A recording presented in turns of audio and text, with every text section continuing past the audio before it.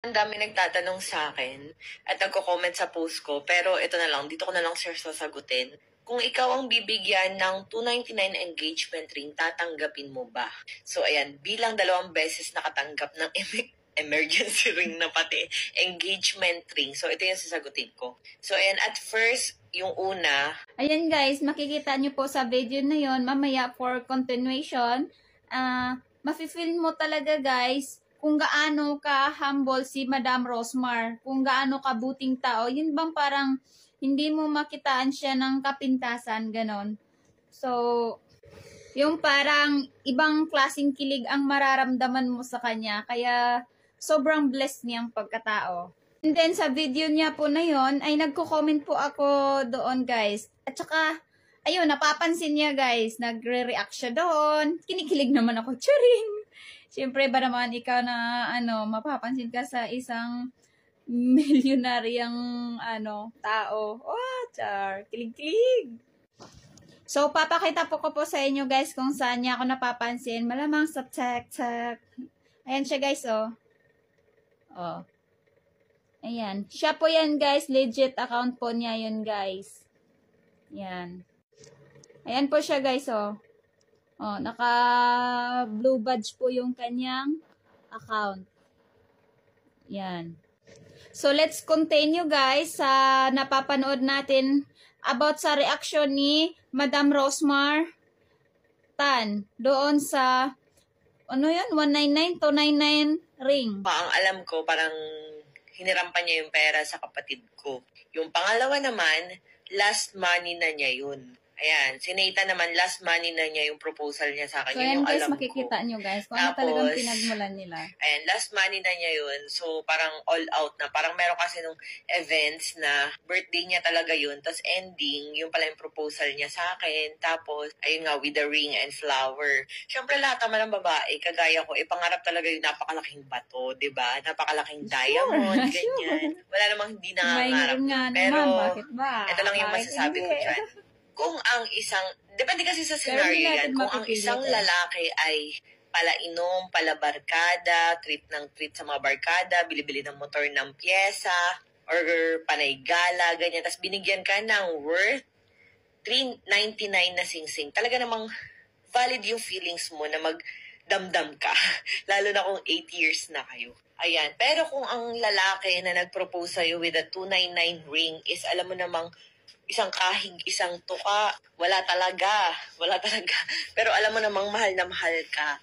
At pinapakita yun sa'yo sa napakaraming paraan, like pagmamahal sa'yo, effort sa'yo na hindi kailangan ng pera, yung mga ganong bagay, valid naman na kahit tigto 299 lang. Although talagang mararamdaman ng mga babaeng kagaya natin na parang, ito lang ba yung worth ko? Kasi ganun yung naramdaman niya, na parang, ito lang ba yung halaga ko? 299 lang, parang ganun. So, depende yan kasi aanihin mo ang mamahaling singsing. For example, nag-propose sa'yo. Aanin mo ang mamahaling singsing kung wala naman siyang balak pakasalan ka for the propose lang, ganyan. Or wala naman siyang balak na, or kinasal nga kayo, tapos iiwan ka lang din naman pala, or mga babae lang din, mga lalaki lang din.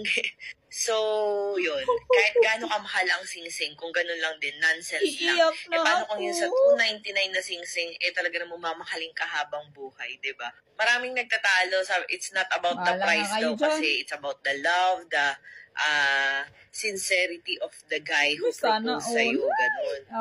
And, ang dami rin nagko-comment na kahit nga daw straw na lang, tali na lang ng straw, Sanrio na lang. Sana all pa rin ako doon. Which is kasi sinasabi yun ng mga babae, hindi nakakaranas na may mag-propose sa kanilang lalaki o mag-alay ng singsing.